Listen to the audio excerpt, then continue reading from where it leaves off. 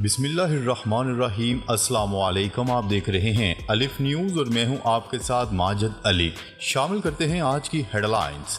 Army chief general Asim Munir کا متحدہ عرب امارات کے صدر شیخ محمد بن زید ال نہیان سے رابطہ۔ ترکیہ صدارتی انتخابات کا فیصلہ نہ ہو سکا، اردوان سمیت کوئی امیدوار 50% ووٹ نہ لے سکا، دوبارہ ووٹنگ کا امکان۔ بھارتی بحریہ کا BrahMos super sonic cruise missile کے تجربے کا دعویٰ۔ مصر کی سازی کے بعد اسرائیل اور فلسطین میں جنگ بندی کا معاہدہ طے پا گیا۔ پی ڈی ایم دھرنا کارکنان سیکیورٹی گیٹ پھلانگ کر سپریم کورٹ کے سامنے جمع۔ برطانیہ پاک بھارت میچ کے بعد فسادات کی ماسٹر مائنڈ بی جے پی نکلی۔ بھارت کرناٹک میں بی جے پی کی شکست پر پاکستان زندہ باد کے نعرے، مقدمہ درج۔ پاکستان اور دنیا بھر کی خبروں سے باخبر رہنے کے لیے الف نیوز کو سبسکرائب کر لیں۔ ہیڈ لائنز آپ نے جانی، اب بڑھتے ہیں خبروں کی تفصیلات کی طرف۔ Army chief general Asim Munir اور متحدہ عرب امارات کے صدر کے درمیان ٹیلی فونک رابطہ۔ پاک فوج کے شعبہ تعلقات عامہ ISPR کے مطابق army chief general Asim Munir اور متحدہ عرب امارات کے صدر شیخ محمد بن زید ال نہیان کے درمیان ٹیلی فونک رابطہ ہوا ہے، جس میں دو طرفہ دفاعی تعلقات اور فوجی تعاون پر تبادلہ خیال کیا گیا۔ ISPR کے مطابق army chief general Asim Munir اور متحدہ عرب امارات کے درمیان دو طرفہ تعاون بڑھانے پر بھی اتفاق کیا گیا۔ خبر کے اگلے حصے میں بات کرتے ہیں۔ ترکیہ میں صدارتی انتخابات کا فیصلہ نہ ہو سکا، اردوان سمیت کوئی امیدوار 50% ووٹ نہ لے سکا۔ ترکیہ کے صدارتی اور پارلیمانی انتخابات کے بعد گنتی کا عمل شروع ہو گیا اور ابتدائی نتائج کے مطابق صدر رجب طیب اردوان کو مخالف امیدوار پر برتری حاصل ہے، البتہ ان کے 50% ووٹ جیتنے کے امکانات نہیں۔ ترک میڈیا کی رپورٹس کے مطابق ترکیہ میں صدارتی انتخابات میں 98% ووٹوں کی گنتی مکمل ہو گئی ہے۔ صدارتی انتخابات کے اب تک کے نتائج کے مطابق رجب طیب اردوان 49.34% ووٹ لے کر آگے ہیں، جبکہ ان کے مخالف امیدوار کمال کلیچ دار اوغلو 45% ووٹوں کے ساتھ دوسرے نمبر پر ہیں، جبکہ تیسرے امیدوار سنان اب تک 5.23% ووٹ لے سکے ہیں۔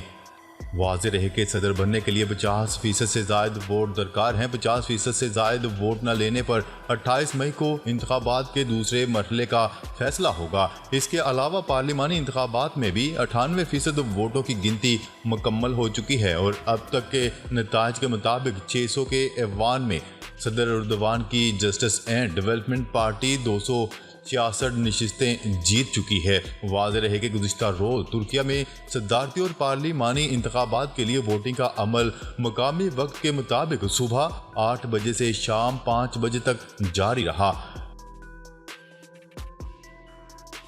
خبر کے اگلے حصے میں بات کرتے ہیں۔ بھارتی بحریہ کا BrahMos super sonic cruise missile کے تجربے کا دعویٰ۔ بھارتی بحریہ نے BrahMos super sonic cruise missile کا تجربہ کرنے کا دعویٰ کیا ہے۔ کشمیر میڈیا سروس کی رپورٹ کے مطابق بھارتی بحریہ کے ایک اعلیٰ عہدیدار نے بتایا ہے کہ جدید ترین گائیڈڈ میزائل ڈسٹرائر INS مورمگایو نے اپنے پہلے BrahMos super sonic cruise missile کے تجربے کے دوران کامیابی سے اپنے ہدف کو نشانہ بنایا۔ ان کا کہنا تھا کہ جہاز اور اس کے طاقتور ہتھیار دونوں دیسی ہیں، جس نے سمندر میں بھارتی بحریہ کے فائر پاور کی ایک اور شاندار مثال قائم کی ہے۔ BrahMos aerospace private limited Bharat اور روس کا ایک مشترکہ منصوبہ ہے جو سپر سونک کروز میزائل تیار کر رہا ہے، جو آبدوزوں، بحری جہازوں، ہوائی جہازوں یا سطح سمندر سے چلائے جا سکتے ہیں۔ برہموس میزائل آواز کی رفتار سے تقریباً 3 گنا زیادہ رفتار کے ساتھ اپنے ہدف کو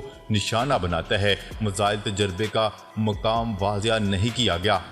واضح رہے کہ بھارت نے گزشتہ سال جنوری میں میزائل کی 3 بیٹریوں کی فراہمی کے لیے فلپائن کے ساتھ $375 ملین کا بڑا معاہدہ کیا تھا۔ خبر کے اگلے حصے میں بات کرتے ہیں۔ مصر کی ثالثی کی کوششوں کے بعد آخرکار غزہ میں اسرائیل اور فلسطین کے درمیان جنگ بندی کا معاہدہ طے پا گیا۔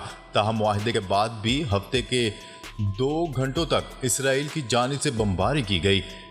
نیوز رپورٹ کے مطابق فلسطینی حکام کا کہنا ہے کہ اسرائیل اور فلسطینی اسلامی جہاد گروپ نے جنگ بندی پر اتفاق کر لیا ہے، جو باضابطہ طور پر ہفتے کی رات 10 بجے سے نافذ العمل ہوگا۔ معاہدے سے یہ امید پیدا ہو گئی ہے کہ فریقین کے درمیان فائرنگ کے واقعات اور جھڑپیں رک جائیں گی۔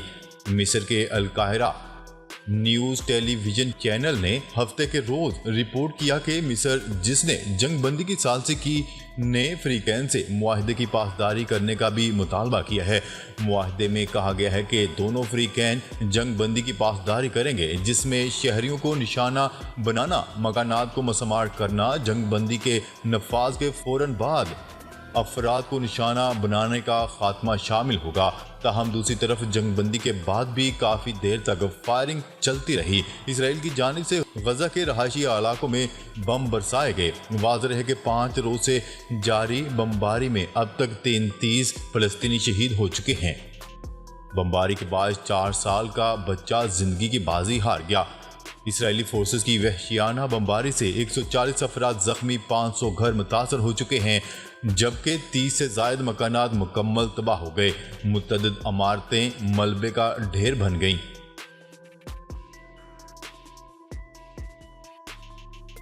خبر کے اگلے حصے میں بات کرتے ہیں پی ڈی ایم احتجاج و دھرنے سے پہلے انصار الاسلام کے رضاکار گیٹ کھول کر سپریم کورٹ کے سامنے پہنچ گئے۔ Pakistan democratic movement P D M کے احتجاج سے پہلے دفعہ 144 کے باوجود پی ڈی ایم کارکنان ریڈ زون میں داخل ہو گئے۔ پی ڈی ایم کے کارکنان کو ریڈ زون میں داخل ہونے سے روکنے کی کوشش ناکام ہو گئی۔ جمعیت علماء اسلام کے کارکنان ریڈ زون کے انٹری گیٹ کو پھلانگ کر سپریم کورٹ کے باہر پہنچ گئے۔ جے یو ایف اے اور دیگر جماعتوں کے کارکنان کی بڑی تعداد سپریم کورٹ کے سامنے جمع ہونا شروع ہو گئی۔ خبر کے اگلے حصے میں بات کرتے ہیں برطانیہ میں پاک بھارت میچ کے بعد فسادات کی ماسٹر مائنڈ بی جے پی نکلی۔ برطانوی میڈیا نے دعویٰ کیا ہے کہ لیسٹر میں فسادات بھارتی وزیر اعظم نریندر مودی کی ہندو انتہا پسند جماعت نے بھڑکائے۔ نیوز رپورٹ کے مطابق بھارتیہ جنتا پارٹی نے واٹس ایپ گروپ کے ذریعے لیسٹر میں لوگوں کو تشدد پر اکسایا۔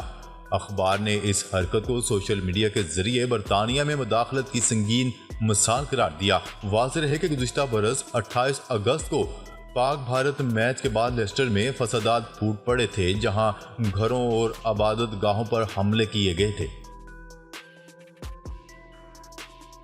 خبر کے اگلے حصے میں بات کرتے ہیں کرناٹک کے ریاستی الیکشن میں انڈین نیشنل کانگریس کی جیت پر پاکستان زندہ باد کے نعرے لگ گئے، جس پر کارروائی کرتے ہوئے مقدمہ درج کر لیا گیا۔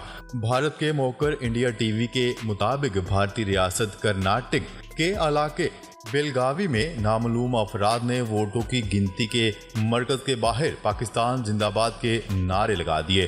میڈیا رپورٹس نے اس حوالے سے الزام عائد کیا ہے کہ پاکستان زندہ باد کے نعرے لگانے والے دراصل کانگریس کے حامی تھے۔ پاکستان زندہ باد کے نعرے والی ویڈیو سماجی رابطوں کی ویب سائٹ پر بھی وائرل ہو گئی ہیں، جس پر ہندوتوا تنظیموں کی جانب سے شدید رد عمل ظاہر کیا گیا ہے۔ ہندوتوا تنظیموں کی جانب سے رد عمل کے بعد علاقہ پولیس نے نامعلوم افراد کے خلاف ایف آئی آر درج کر لی ہے، جبکہ کانگریس کے مقامی رہنما نے اس حوالے سے کہا ہے کہ وائرل ہونے والی ویڈیو حقائق کے برخلاف ہے۔ واضح رہے کہ جنوبی ریاست کرناٹک اسمبلی کے انتخابات میں کانگریس نے بی جے پی کو بدترین شکست دی ہے، جس کے بعد بھارتی وزیر اعظم نریندر مودی کا سارا پلان چوپٹ ہو گیا ہے۔